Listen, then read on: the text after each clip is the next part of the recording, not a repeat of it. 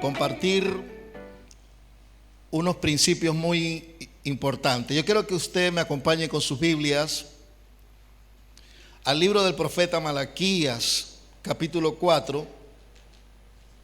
Vamos a leer el versículo 5 y el versículo 6.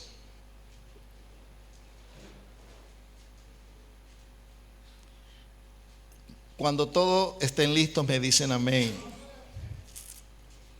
Dice así: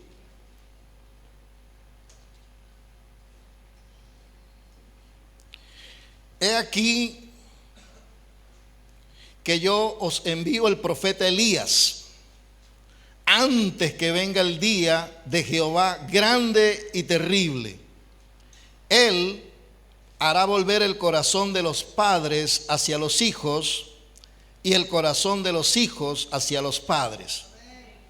No sea que yo venga y hiera la tierra con maldición. La razón por la cual la tierra está siendo maldecida es porque no hay un buen relacionamiento entre los padres sanguíneos con los hijos. Hay tres tipos de padres: el Padre Celestial, que está en los cielos, que es nuestro Dios; los padres que engendran naturalmente; y los padres espirituales, que son los pastores, los padres de la casa, Entonces, cuando el profeta está haciendo esta declaración, que antes que venga el día grande y terrible de Jehová, Dios enviaría el espíritu de Elías para hacer volver el corazón de los padres hacia los hijos. Fíjese usted que cuando Jesús fue a ser bautizado por Juan en el Jordán, los cielos se abren y el Padre habla sobre Jesús, que vino como hijo, y hace una declaración: este es mi Hijo amado, en el cual yo tengo complacencia. Y pregunta en esta mañana: ¿cuántos hijos de complacencia hay aquí en esta mañana? Hijos que agradan el corazón del Padre. Adán tuvo 3 hijos: Caín, Abel y Set. Caín es el hijo de la vergüenza, es el hijo que mata a su hermano y trae vergüenza al corazón de los padres. Abel es el hijo del dolor, son aquellos hijos que desaparecen, que se van de un momento a otro y trae dolor al corazón del padre. Y Dios, para consolar a Adán y a Eva, le da un tercer hijo que le ponen Set, que significa consolación. Dios le dio hijos de consolación. En esta mañana Dios quiere levantar hijos de consolación. ¿Cuántos dicen amén? ¿Cuántos hijos de consolación hay aquí en esta mañana? Cuando hablamos, fíjense que en el Antiguo Testamento a Dios no se mostraba como Padre, porque Él se mostraba a través de sus nombres, y cada nombre representaba una faceta de Dios. Por ejemplo, Jehová Jireh, nuestro proveedor, el que nos provee; Jehová Nisi, nuestra bandera; Jehová Rafa, nuestro sanador; Jehová Macadés, el que nos santifica; Jehová Shalom, nuestra paz. O sea, cada nombre de Dios representaba una faceta. Pero hubo un personaje en la Biblia que revela a Dios como Padre en el Antiguo Testamento, y es Elías. Es el mismo que Malaquías está declarando que Dios le va a enviar para hacer volver el corazón de los padres sobre los hijos y el corazón de los hijos hacia los padres. Ese personaje es Elías.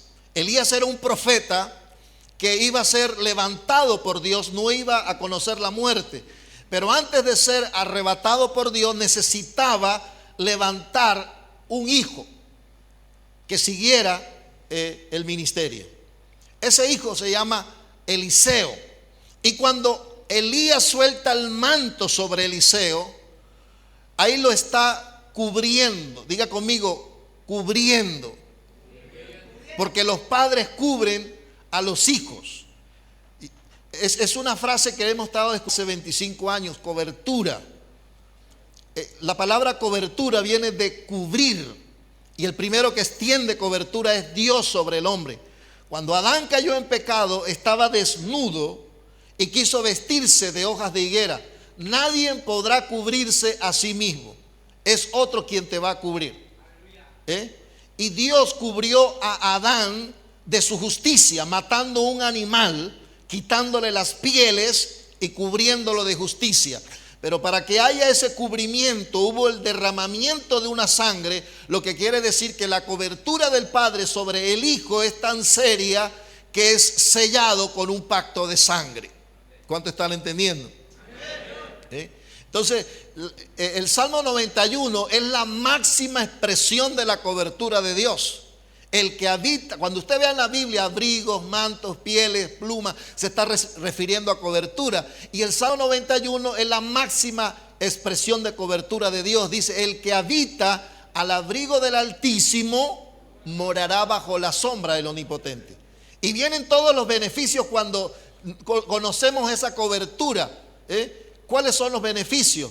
Te libra del lazo del cazador, de la peste destructora, de la saeta que vuela de día, del terror nocturno. Caerán 1000 y 10,000, mas a ti no llegará.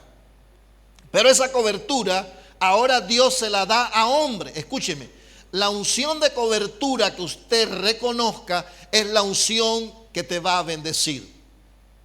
Por eso Dios te ha regalado unos padres espirituales, los padres de esta casa, los pastores, para que tú los honres, para que tú le obedezcas, porque en eso hay sabiduría.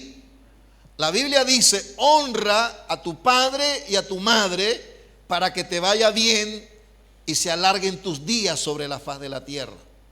¿Por qué cree usted que hay muchos que están muriendo antes de tiempo? Porque no han conocido el principio de la honra. Ahora, como hay muchos hijos que no tuvieron relación con los padres, entonces Dios te regala padres espirituales. La razón por la cual Dios establece la iglesia, en este caso cuerpo de Cristo, es para restaurar la paternidad que los padres sanguíneos no hicieron con los hijos. Porque las estadísticas dicen que hay padres ausentes y padres que mueren, padres que no acompañaron a sus hijos, y por eso se levantaron sin los principios de obediencia. Se levanta una generación rebelde, y esa rebeldía trae muerte. O si no, mire el caso del hijo pródigo. El hijo pródigo reclama la herencia. El problema es que la vive fuera de la cobertura de la casa del padre, y lo perdió todo. Perdió su riqueza, perdió su dignidad, perdió su honorabilidad, su honor, y llegó a caer en la parte más baja, llenar su vientre de las algarrobas que comían los cerdos. ¿Cuándo es que ese muchacho es restaurado? Cuando viene un buen recuerdo de la casa del Padre. Porque en la casa del Padre está todo lo que usted necesita. Aquí está la restauración, aquí está la alimentación, aquí está la protección divina. ¿Cuántos dicen amén? Todo lo que tú necesitas está aquí en la casa del Padre. Por eso David decía, yo me alegré con los que me decían, a la casa de Jehová iré. Yo no entiendo cómo hay gente que cuando llega el domingo están aburridos y no quieren ir a la casa de Dios. Cuando David dice, yo me alegré con los que decían, a la casa de Jehová iré. ¿Cuánto están alegres? Porque en la casa está todo lo que usted necesita. Diga conmigo, en la casa está todo lo que yo necesito. Escúcheme, cuando usted sale de la cobertura del Padre y sale de la casa, usted se está exponiendo a ser atacado por el enemigo. Porque los beneficios del Salmo 91 es que usted reconoce cobertura, reconoce un abrigo, y usted está siendo librado del lazo del cazador. Entonces este hijo pródigo dice, ¿yo qué hago aquí si en la casa de mi padre los jornaleros comen bien? Por lo tanto voy a decir que he pecado contra el cielo y contra él, y que no soy digno de ser llamado su hijo. Pero el amor del Padre dice que cuando lo ve de lejos, lo recibe, le coloca el anillo, le coloca el calzado, lo viste, le mata al becerro más gordo, le hace una fiesta para restaurar la dignidad que el diablo le había robado. Aquí es donde Dios te va a restaurar la dignidad que el diablo te robó. Porque Él dice, he pecado contra el cielo y contra Él y no soy digno. No soy, o sea, perdió la dignidad. Pero el Padre le restaura la dignidad. Fíjense que el Padre le hace una fiesta, ¿sabe por qué? Porque todos aquellos que veían al hijo pródigo arrastrándose con los cerdos, ahora lo están viendo al lado de su padre, cambiadito, arregladito y en protección y en cobertura. ¿Cuántos dicen amén? Ahora, entonces esa cobertura Dios se la da a hombres. Se la dio a Moisés. Y todo el que reconocía la unción de Moisés era bendecido en el desierto. Columna de nube, columna de fuego, agua de la peña, codornices. Y el que se la cobertura era mordido por serpientes, que está tipificando allí las obras del diablo. ¿Quién es nuestro enemigo, amados? El diablo vino para matar, hurtar y destruir. Si usted rompe el principio de la cobertura, si usted deja de honrar a los padres espirituales, usted se está exponiendo al mundo espiritual. Porque nuestra lucha no es contra carne y sangre, sino contra fuerzas espirituales de maldad. Todos estamos sujetos. Amén. ¿Me dicen amén? Ahora, luego Dios le da la cobertura a David. Era una unción de conquista territorial. La cobertura de Salomón era de sabiduría. Entonces cada hombre de Dios tiene una gracia específica. Y lo importante es que usted se detenga a ver esa unción específica que tiene el padre y la madre de la casa. Cuando usted reconoce eso, eso es lo que le va a bendecir. Entonces fíjense cómo Elías suelta el manto sobre Eliseo y Eliseo expresa algo poderosísimo. Eliseo dice, déjame despedirme de mi padre. Lo que quiere decir que Eliseo era un hombre que se sujetaba a su padre sanguíneo, pero también ahora se va a sujetar a su padre espiritual. Escúcheme lo que voy a decir. En una época de tecnología, estamos en una era tecnológica, estamos a un clic de grandes predicadores, pero la unción de la herencia ministerial no se traspasa a través de distancia tecnológica, sino a través de la convivencia. Usted debe de convivir con el padre de la casa. Pero ¿cuál es el problema de la convivencia? Que la familiaridad te impide ver la gracia que Dios depositó sobre el hombre y la mujer de Dios. Por eso Jesús no pudo hacer muchos milagros en su propia tierra.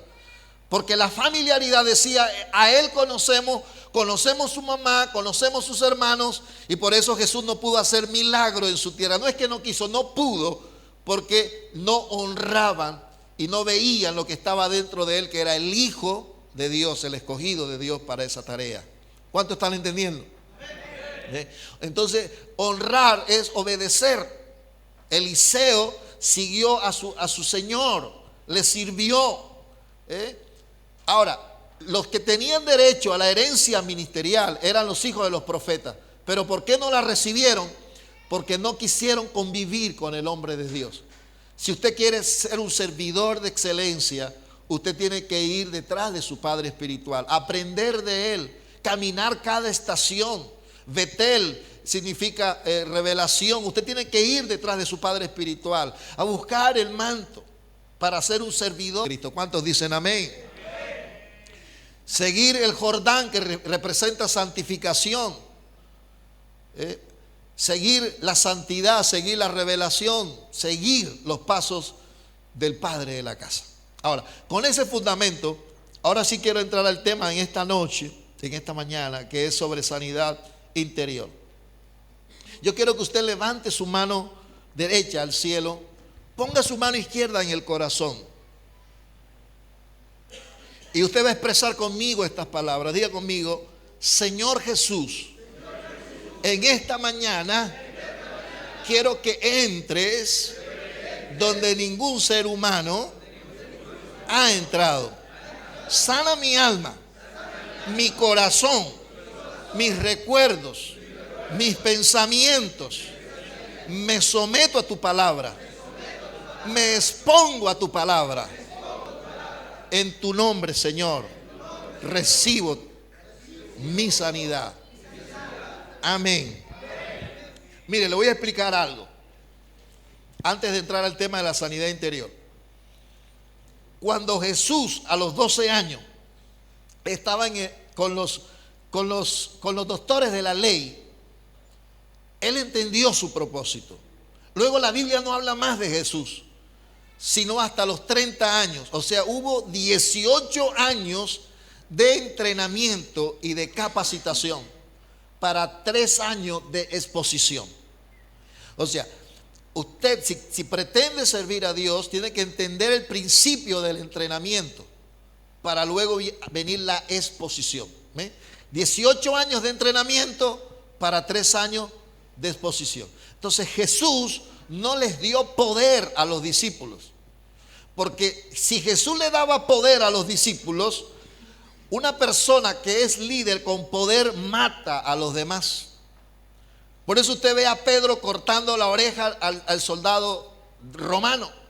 Por eso usted ve a 2 de los discípulos del Señor diciendo: Señor, quiere que oremos y que descienda fuego del cielo y los consuma.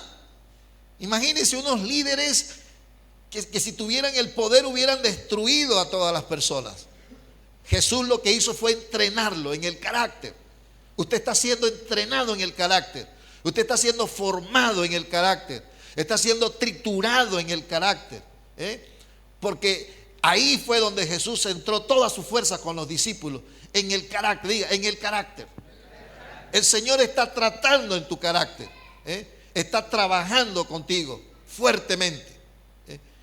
Pero tú tienes que abrir tu corazón para que puedas entender el proceso de Dios. Quiero leer el Salmo 139, versículo 13. Salmo 139, versículo 13. Entonces Jesús le entregó el poder a los discípulos después en Hechos 1:8, y recibiréis poder. Fueron 3 años de entrenamiento al carácter, a la formación. Ahora, Dios te entrena en lo cotidiano de la vida. Cuando David fue ungido para ser rey, Samuel echó el aceite sobre él, pero él no fue inmediatamente rey de Israel. Él siguió trabajando en la casa de su padre con las ovejas, ahí en lo cotidiano de la vida, ahí con las ovejas, con el ganado. 3 años, muchos años trabajando allí, siendo preparado, siendo entrenado. ¿Cuántos me están entendiendo? En lo cotidiano de la vida Dios te entrena. Por eso sigue trabajando en la obra de Dios, ahí en silencio cuando nadie te ve. Ahí Dios te entrena en la obediencia. Salmo 139, versículo 13. ¿Lo tienen? Dice: mi embrión vieron tus ojos, y en tu libro estaban escritas todas aquellas cosas que fueron luego formadas, sin faltar una de ellas. 139, 13. Porque tú formaste mis entrañas, tú me hiciste en el vientre de mi madre. Te alabaré porque formidables, maravillosas son tus obras. Estoy maravillado y mi alma lo sabe muy bien. No fue encubierto de ti mi cuerpo, bien que en oculto fui formado y entretejido en lo más profundo de la tierra. Mi embrión vieron tus ojos, y en tu libro estaban escritas todas aquellas cosas que fueron luego formadas, sin faltar una de ellas. Muy bien. El tema de hoy: sanidad interior. Hay personas que, no obstante de ser creyentes, de tener a Jesús, y sin embargo no son felices. Personas que se levantan de muy mal humor, y todo lo que hay en su entorno le molesta y le fastidia.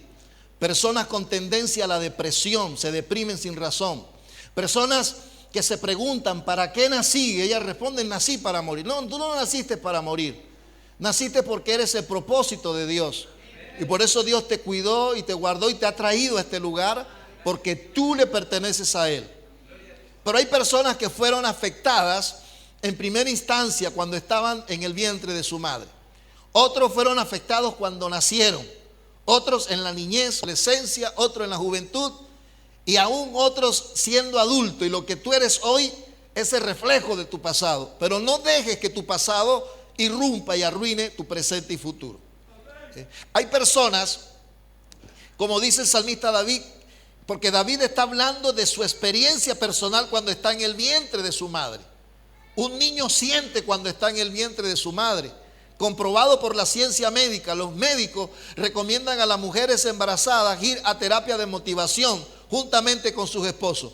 Ponen a acariciar a la criatura para que reciba estimulaciones a tal grado de que cuando el niño nazca con la suficiente autoestima para poder enfrentar el rigor del mundo. Sin embargo, esa información ya está registrada en las Escrituras. David está diciendo: mi embrión vieron tus ojos y en tu libro estaban escritas todas aquellas cosas que fueron luego formadas, sin faltar una de ellas. En el Evangelio de Lucas 1:39 data la historia de Jesús cuando está en el vientre de María. Y María va a saludar a Elizabeth, su parienta, que está embarazada de Juan el Bautista. Y cuando María le da la salutación a Elizabeth, la criatura de Elizabeth saltó y fue llena del Espíritu Santo. Recibió una reacción favorable ante el saludo de María. Pero aquí hay personas que, no obstante de haber recibido a Jesucristo, vivieron una experiencia. Quizás yo formulo preguntas en esta mañana. ¿Fuiste deseado? No lo sabemos, pero un niño siente cuando está en el vientre de su madre. ¿Fuiste esperado? No lo sabemos. ¿Fuiste el sexo que tus padres querían que tú fueras? No lo sabemos. Pero un niño siente cuando está en el vientre de su madre. Y yo sé que aquí hay personas que no tienen una buena relación con su padre. Otros no tienen buena relación con su madre. Y por esa causa el Señor quiere sanar nuestros corazones. El Salmo 23 dice: Jehová es mi pastor y nada me faltará. Pero en el verso 3 dice: confortará mi alma. El Señor quiere sanar tu alma. Quiere sanar. Y el alma es el centro del asiento de la vida emocional, afectiva e intelectual del hombre. En el alma está la mente, pensamiento, el corazón, sentimiento y la voluntad, donde nosotros decidimos. Pero hay personas que necesitan perdonar. Diga conmigo: perdonar. Para la sanidad hay 4 pasos. Primer paso es recordar. Yo sé que con el recuerdo no se va el dolor. Yo sé que, escúcheme bien, el recuerdo nunca desaparecerá de tu mente. Pero ¿cómo sabes que tú fuiste sanado? Cuando el recuerdo viene a tu mente y viene sin dolor. Y entenderás que fue. Entonces lo primero es recordar. Lo segundo es volverlo a sufrir. Y es ahí donde la gente dice: sí, me pasó, ¿y qué? Y lo guardan en el subconsciente, y eso se manifiesta ¿en qué? En carácter fuerte, en carácter enojoso. Estás tranquilo y de pronto explotas y peleas con todos los que están a tu alrededor, y ya te estás quedando sin amigos, porque ni tú mismo soportas el carácter. Primera de Pedro 1:18 dice que fuimos rescatados de nuestra vana manera de vivir, la cual recibimos de nuestros padres. Recibimos herencia genética. Tercero, primero es recordar. Segundo, volverlo a sufrir. Tercero es confesar. Diga conmigo: confesar. Ahora, no te pido que se lo cuentes a todo el mundo, pero empieza diciéndoselo a Dios. Dile a Dios lo que te sucedió. David dijo: mientras callé, mis huesos se envejecieron. A veces el silencio es más dañino que el mismo suceso.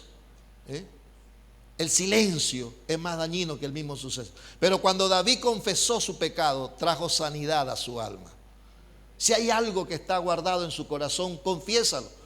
Busca a tu líder y confiesa lo que hay en tu corazón. La confesión trae sanidad al alma. Y cuarto, Dios restaura lo que pasó.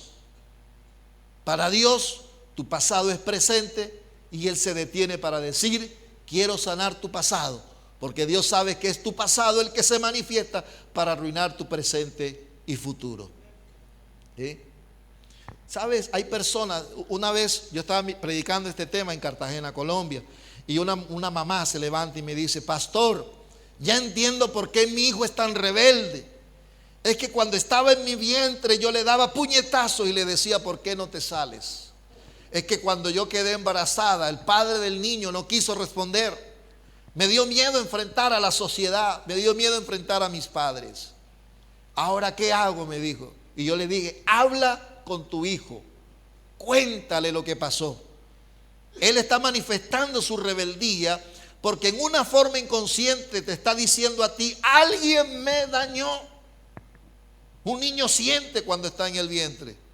Y ella comenzó a hablarle al niño y el niño empezó a llorar.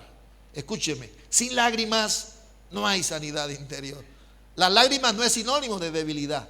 La lágrima es una expresión de un sentimiento guardado por años, por meses o por días, pero es el inicio de algo grande. Mientras el niño lloraba, la madre contaba la historia y luego ella le pide perdón y él la perdona, y a partir de ese momento el niño cambió sus actitudes para con su madre. Hay personas aquí que tienen una charla pendiente con su padre, una charla pendiente con su madre, una charla pendiente. El perdón es una experiencia liberadora. El perdón, ¿sabe que el perdón, porque no es fácil perdonar? Una vez una muchacha me dice: pero pastor, no es fácil perdonar a un padrastro quien te ha violado y a una madre quien no te ha creído. Y yo le dije: ¿y usted cree que le fue fácil a Jesús perdonar tu pecado, mi pecado? Fue tu pecado y mi pecado quien llevó a Jesús a la cruz. Y sin embargo él en esa condición pudo decir: Padre, perdónalos porque no saben lo que hacen. Cuando tú perdonas, tú liberas. El perdón es una experiencia liberadora. ¿Sabes? En Venezuela, yo estuve en Venezuela predicando y causó impacto en una campaña al aire libre. Estaba yo predicando salvación y había un joven recostado sobre un auto. Cuando terminé de predicar, el joven se acerca y me dice: pastor, yo quiero contarle una historia. Tenía un revólver ahí empuñada. Y me dice: cuando yo era niño, un hombre entró a mi casa, tocó la puerta, mi papá salió a atender y él disparó sobre él. Mató al hombre que yo más amaba, mi padre. Yo juré ante el cielo que cuando creciera y tuviera 18 años, yo vengaría su muerte. Yo sé quién es ese hombre. He cumplido 18 años. Justo hoy le iba a matar. Pero he escuchado el mensaje. Y usted habla ahí del perdón de Dios, que Dios me ha perdonado. Si Dios me ha perdonado, yo perdono a aquel que mató a mi padre. Yo abracé a ese muchacho. ¿Cómo lloraba? ¿Cómo lloraba? Pudo perdonar a aquel que había matado a su propio padre. El perdón es una experiencia liberadora. El perdón es de personas grandes y honorables. En esta mañana vamos a ministrar el perdón. El perdón es una experiencia liberadora. ¿Sabe? Solo dos casos bíblicos para luego ministrar. La Biblia habla de un hombre llamado Jabes, que ya no fue afectado desde el vientre de su madre, sino en el momento en que nace. Dice: y Jabes fue más ilustre que todos sus hermanos, al cual su madre llamó Jabes, por cuanto lo dio a luz en dolor. ¿Sabe que este niño cuando nace le causa dolor a la madre en el parto? Y la madre, para reflejar ese momento, le pone Jabes, el nombre que significa dolor. Pero lo que no supo la madre es que marcó al niño con el nombre, y el niño empezó a crecer en dolor, iba a caminar en dolor y destinado a morir en dolor. Te bautizaron con un nombre. No puedes. Serás un drogadicto, serás una prostituta, nunca llegarás a ninguna parte. Y te marcaron con un nombre. Pero Jabes hace algo poderoso. Jabes invoca el nombre de Dios. Y se invocó Jabes al Dios de Israel diciendo: si me dieras bendición. Mi madre no me ha bendecido, pero bendíceme tú, Señor. Bendíceme. Y dice que Dios, dice, si me dieras bendición, ensancharas mi territorio y si tu mano estuviera conmigo y me librare de mal. Y le otorgó Dios lo que pidió. Este niño fue afectado en el momento de nacimiento. Hay otros que fueron afectados cuando grandes, como el caso de Gesté. Este caso es muy tremendo. Gesté era hijo de una mujer ramera. Cuando el niño nace, el padre se lo quita a la madre, se casa con otra y esa otra le da a otros hijos. Cuando Gesté está grande, el papá a la mamá le dice y los hermanos: vete de la casa, tú no heredarás con nosotros porque eres hijo de una mujer ramera. Y él esperaba que el propio padre hiciera algo por él, pero no hizo nada. Y él se va y se une con los maleantes. Yo me hice una pregunta: ¿por qué las mujeres se prostituyen? De cada 10 mujeres, 8 se prostituyeron buscando el abrazo que el padre no le dio en su casa. ¿Por qué los jóvenes caen en la droga? ¿Por qué se juntan con gente mala? Porque no recibió el afecto de las personas más queridas. Yo prediqué en Remar, Argentina, hace muchos años, y un joven se acerca y me dice: ¿sabes qué, Pastor Leo? Yo amo a mi esposa, pero cuando vine drogado tomé un cable de esto y la golpeé con ella. Yo la amo, pero no sé cómo hacerlo. A mí nunca me han abrazado mis padres. O sea, no puede dar lo que no ha recibido. La gente que está en la cárcel allí no pueden dar ese amor que no han recibido. Y Gesté se unieron a él los enlutados, los afligidos, y se hizo jefe de ellos. Ahí nace un delincuente cuando es rechazado en la casa, cuando el padre no da ni un peso por él, cuando hacen diferencia. ¿Sabe? Hay padres que hicieron diferencia. ¿Por qué no eres como tu hermano? No puede ser como el hermano, somos únicos. Pero hay padres que resienten a los hijos diciendo: ¿por qué no eres como tu hermano? Y hacen diferencias. Esa diferencia afectó la vida de este hombre Gesté. Ahora, fíjese bien, un asunto no resuelto es un problema mañana. Si hoy usted no recibe, Señor, usted está condenando su futura generación. Usted estará condenando 4 generaciones subsiguientes. La sanidad que usted no reciba hoy, usted dañará sus próximas generaciones. ¿Sabes que Israel no tenía ejército en los días de Gesté? Y los ancianos corren porque ven a los enemigos atacar a la nación. Y le dicen a Gesté: ayúdanos por favor. Y esta es la expresión de alguien que necesita sanidad del corazón. ¿Cómo usted sabe que una persona necesita ser sanada? En la medida en que habla. Porque de la abundancia del corazón habla la boca. Él dijo: ahora vienen a buscar mi ayuda, pero cuando mi padre me sacó de la casa, ustedes no hicieron nada. O sea, él está manifestando una herida que muchos años atrás el padre le está causando, que no había sido sanada. Ahora ya tú entiendes por qué la rebeldía, por qué con las juntas malas, por qué de la droga, por qué del alcohol. Porque no hubo el afecto en la casa de tu padre sanguíneo. Ahora los ancianos dicen: lucha por nosotros. Y él pone una condición: iré a pelear con una condición, si me hacen caudillo de Israel. Y lo nombran rey o jefe, pues juez sobre Israel.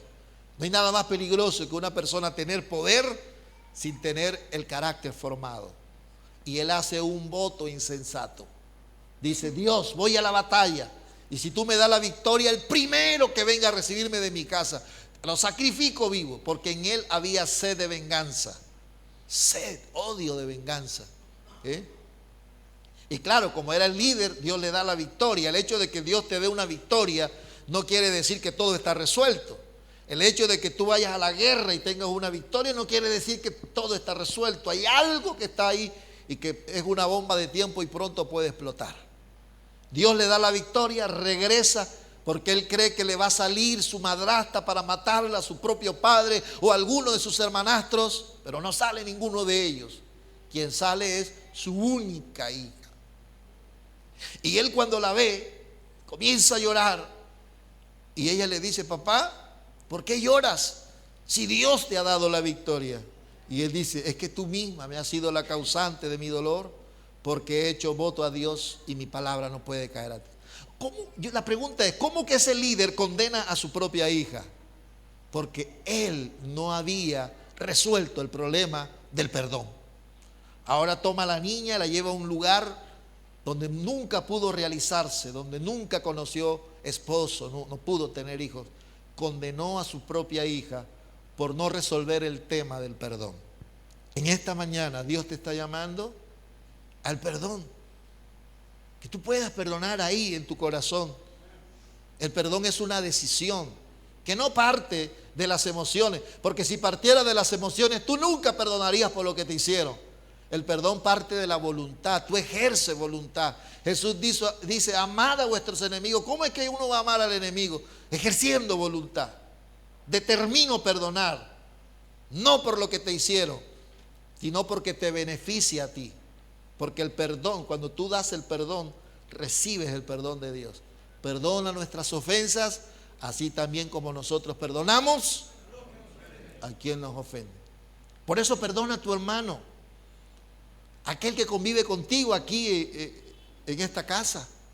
Perdónale su ofensa, perdónale el agravio, abrázalo. Hoy vamos a tener una libertad para que tú le abraces, para que tú digas, ¿sabes qué, hermano? Me ofendiste, pero yo te perdono, porque Dios me perdonó a mí. Esta es una mañana de perdón. Vamos a ponernos de pie. No lo olviden, escúchenme. Honra a tus padres espirituales, obedécelos si quieres tener una herencia ministerial. Y hoy extiende el perdón sobre aquellos que te dañaron cuando niño. Yo invito al grupo de alabanza, me pueden ayudar. Vamos a orar. Yo les invito a que pasen aquí adelante.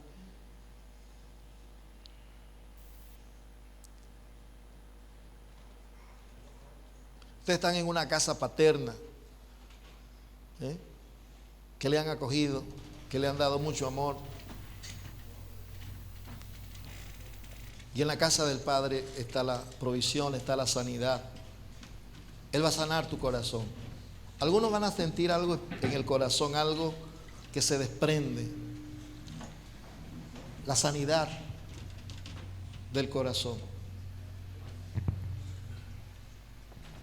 Es más, en medio de la sanidad del corazón, algunos van a experimentar sanidad física. Muchas de las enfermedades físicas son producidas por falta de perdón.